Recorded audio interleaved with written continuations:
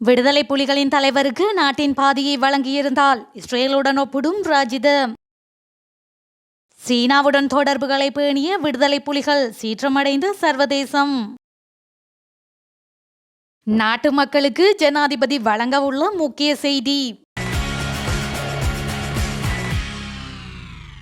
அன்று தமிழீழ விடுதலை புலிகளின் தலைவர் பிரபாகரனுக்கும் நாட்டில் ஒரு பாதியை வழங்கியிருந்தால் இன்றைய இஸ்ரேலின் நிலைதான் இலங்கைக்கும் ஏற்பட்டிருக்கும் என நாடாளுமன்ற உறுப்பினர் ராஜித சேனாரத்ன குறிப்பிட்டுள்ளார்.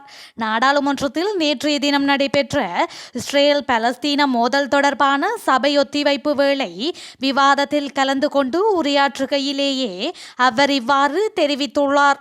தொடர்ந்தும் அவர் குறிப்பிடுகையில், இஸ்ரேல் மற்றும் அமெரிக்க படைகள் முழு பாலஸ்தீனத்தையும் உலக வரைபடத்திலிருந்து நீக்குவதற்கு முயற்சிக்கின்றனர். மேற்குலக நாடுகள் ஹமாஸை தோற்கடிப்பது போன்ற விடயங்களையே கதைக்கின்றனர். ஆனால் அங்கே பாலஸ்தீனர்கள் படும் துன்பங்களை வெளிப்படுத்துவதில்லை. இஸ்ரேல் அமெரிக்க இராணுவத்தின் வெற்றிகள் தொடர்பிலேயே கதைக்கின்றனர். அன்று புடினுக்கு எதிராக யுத்தம் செய்ய பயந்தவர்கள் இப்போது ஹமாஸுக்கு எதிராக யுத்தம் செய்வதற்காக இஸ்ரேலுக்கு ஒத்துழைப்பு வழங்க அமெரிக்கா முன்வருகின்றது. பிக்குகள் உள்ளிட்ட குழுக்கள் ஐநாவுக்கு சென்று இஸ்ரேலுக்காக கதைக்கின்றனர். இவர்கள் வெட்கப்பட வேண்டும். இவ்வாறு பிரபாகரனுக்காகவும் கதைத்து அவருக்கும் 1947 வழங்கியதை போன்று நாட்டில் ஒரு பகுதியை வழங்கியிருந்தால் இப்படித்தான் இலங்கைக்கும் நடந்திருக்கும். நான் உள்ளிட்ட நாடாளுமன்ற உறுப்பினர்கள் பாலஸ்தீனத்திற்கு சென்றிருந்தோம். அங்கே இஸ்ரேல் படையினரே இருக்கின்றனர். அங்கு கடும் நெருக்கடிக்குள்ளேயே மக்கள் இருந்தனர். அவர்களுக்கு விடுதலை வேண்டும், அவர்களும் சுதந்திரத்தை வழங்க வேண்டும் என கூறியுள்ளார். தமிழீழ விடுதலை புலிகள் அமைப்புடன் சீனா தொடர்புகளை பேணி வந்ததாகவும் இந்த விடயம் இந்தியாவிற்கு பெரும் அச்சுறுத்தலாக மாறியதாகவும் பிரித்தானிய இராணுவ ஆய்வாளர் திபாகரன் சுட்டிக்காட்டியுள்ளார். ஊடக நிகழ்ச்சியில் கலந்து கொண்ட அவரிடம் இந்தியாவிற்கும் விடுதலை புலிகள் அமைப்பிற்கும் இடையிலான முறுகல் நிலை தொடர்பில் கேள்வி எழுப்பப்பட்டது. குறித்த கேள்விக்கு பதிலளிக்கும் போதே அவர் இதனை தெரிவித்துள்ளார். மேலும் இந்து சமுத்திரத்தின் வலு சீர்குலைவை பயன்படுத்தியே சீனா இலங்கைக்குள் தனது ஆதிக்கத்தை நிலைநாட்ட ஆரம்பித்தது. இந்த காலகட்டத்தில் இந்து சமுத்திரத்தில் விடுதலை புலிகள் அமைப்பினரும் தனது ஆதிக்கத்தை வலுப்படுத்தி வந்தனர்.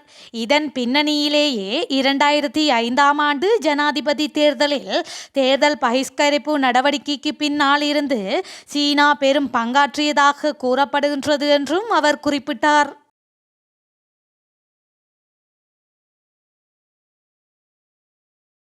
யாழ்ப்பாணம் தென்மராட்சி பிரதேசத்தில் 2 கிளைமோர் குண்டுகள் கண்டுபிடிக்கப்பட்டுள்ளன என்று சாவகச்சேரி போலீசார் தெரிவித்துள்ளனர்.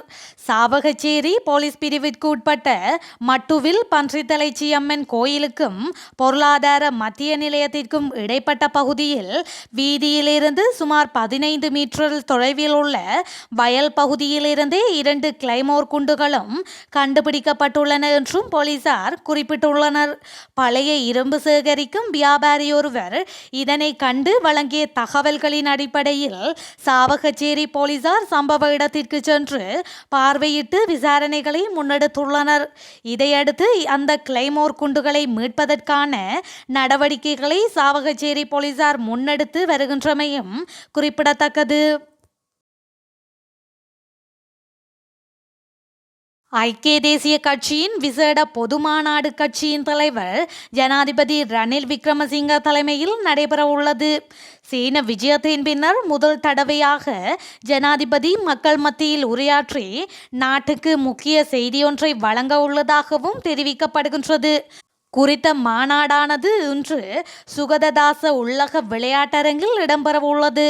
இந்த மாநாட்டில் கட்சிக்கான புதிய அரசியலமைப்பு அறிமுகப்படுத்தப்படும் எனவும் நாடு வங்குரோத்து நிலை ஏற்பட்டதன் பின்னர் நாட்டை வலிமையான நிலைக்கு கொண்டு வருவதற்கு முழு உலக நாடுகளின் ஆதரவையும் ஜனாதிபதி பெற்றுக்கொள்வார் எனவும் நாடாளுமன்ற உறுப்பினர் வஜிர அபேவர்த்தன தெரிவித்துள்ளார். மேலும் அனைத்து நாடுகளையும் ஒன்றிணைத்து இலங்கை ஆசியாவில் ஆசியாவின் சக்தி வாய்ந்த நாடாக மாற்றுவதற்கு ஜனாதிபதி வழிகாட்டியுள்ளார் என்றும் தேசிய மற்றும் பொருளாதார சுதந்திரத்தை வெல்வதற்கு முழு நாட்டையும் ஆதரிக்கும் வகையில் கட்சி அரசியலமைப்பை அவர் அறிமுகப்படுத்துவார் என்றும் அவர் கூறியுள்ளார். இந்நிலையில் தொழில் வல்லுநர்கள், வெகுஜன அமைப்புகள், சிவில் அமைப்புகள் உள்ளிட்ட பல தரப்பினரும் இந்த மாநாட்டில் பங்கேற்குமாறு கோரிக்கை விடுத்துள்ளதுடன் கட்சியின் அரசியலமைப்பை அங்கீகரிக்க கூடியவர்கள் மாநாட்டுக்கு அழைக்கப்பட்டுள்ளதாக கட்சியின் பொதுச் செயலாளர் பாலித ரங்கே பண்டார தெரிவித்துள்ளமையும் குறிப்பிடத்தக்கது.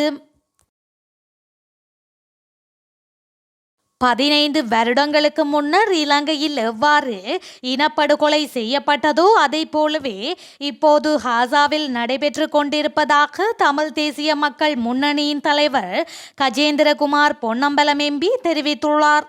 குறித்த விடயத்தை நாடாளுமன்றத்தில் நேற்று நடைபெற்ற இஸ்ரேல் மற்றும் பலஸ்தீன மோதல் தொடர்பான சபை ஒத்திவைப்பு வேளை விவாதத்தில் உரையாற்றும் போதே அவர் கூறியுள்ளார். அதேவேளை 15 வருடங்களின் பின்னர் இப்போது நடக்கும் தவறுகளை புரிகின்றனர். இப்போது போர் நிறுத்தம் தொடர்பில் கதைக்கின்றனர். இது தொடர்பில் நாம் ஆச்சரியமடைகின்றதாகவும் கூறியுள்ளார்.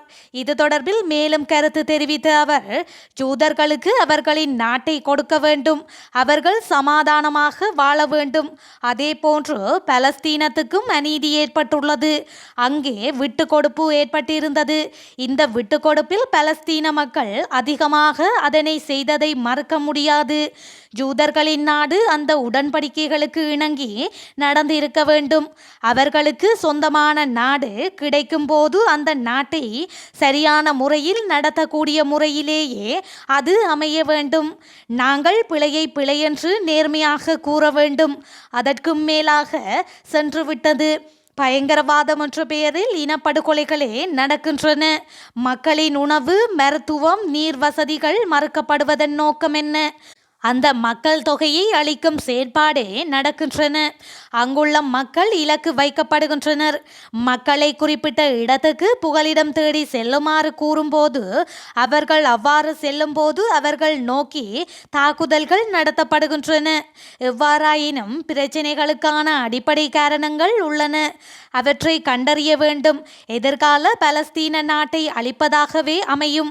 15 வருடங்களுக்கு முன்னர் இப்போது காசாவில் நடப்பதை போன்று இலங்கையில் நடந்தது. வடக்கு கிழக்கில் பாதுகாப்பு வலயங்கள் பிரகடனப்படுத்தப்பட்டதுடன் அவற்றின் மீது குண்டுகள் வீசப்பட்டன. வைத்தியசாலைகள் மீது குண்டுகள் வீசப்பட்டன. அதே போன்று 15 வருடங்களின் பின்னர் இப்போது நடக்கும்போது அதன் தவறுகளை புரிகின்றனர். இப்போது போர் நிறுத்தம் தொடர்பில் கதைக்கின்றனர். இது தொடர்பில் நாம் ஆச்சரியமடைகின்றோம். தமிழ் மக்கள் எந்த தரப்பினரை சேர்ந்தவர்களாக இருந்தாலும் நாங்கள் இஸ்ரேல் என்ற அரசுக்கு எதிரானவர்கள் அல்லர். அவர்கள் சமாதானமாக வாழ வேண்டும். அதே போன்றே இலங்கையிலும் சிங்கள மக்களும் சமாதானமாக இருக்க வேண்டும். இதனால் இந்த நாடாளுமன்றத்தில் இருப்பவர்கள் மத்தியில் கிழக்கில் உள்ள நிலைமைகள் தொடர்பில் ஆராய்ந்து தமக்கென பாடத்தை கற்றுக்கொள்ள வேண்டும் என்றும் அவர் கூறியுள்ளார். அதிபர் தேர்தலில் போட்டியிடும் வேட்பாளர் ஒருவர் கட்டுப்பணம் செலுத்த வேண்டிய பிணைத் தொகையை 26 லட்சம் ரூபாவாக அதிகரிக்க முன்மொழியப்பட்டுள்ளது. இதற்கமைய அங்கீகரிக்கப்பட்ட அரசியல் கட்சியொன்றிலிருந்து அதிபர் தேர்தலில் போட்டியிடும் வேட்பாளர்கள் இதுவரை 50,000 ரூபாவை வைப்புத் தொகையாக செலுத்தி வந்தனர். அதனை தற்போது 26 லட்சம் ரூபாவாக அதிகரிக்க முன்மொழியப்பட்டுள்ளது. சுயேட்சை வேட்பாளர் வைப்பு செய்ய வேண்டிய தொகை தற்போது 75,000 ரூபாவாக உள்ளது. அதை ரூபா 31 லட்சமாக உயர்த்த உத்தேசிக்கப்பட்டுள்ளது. வைப்பு செய்யப்பட்ட தொகையில் 1 லட்சம் ரூபாவை திரும்ப செலுத்த முடியாத வைப்பு தொகையாகவும் மீதியை திரும்ப பெறக்கூடிய வைப்பாகவும் வைப்பு செய்ய முன்மொழியப்பட்டுள்ளது. இதேவேளை நாடாளுமன்றம், மாகாண சபைகள் மற்றும் உள்ளூராட்சி நிறுவனங்களின் வேட்பாளர்கள் வைப்பிலிட வேண்டிய வைப்பு தொகையை அதிகரிக்கவும் முன்மொழியப்பட்டுள்ளமை குறிப்பிடத்தக்கது.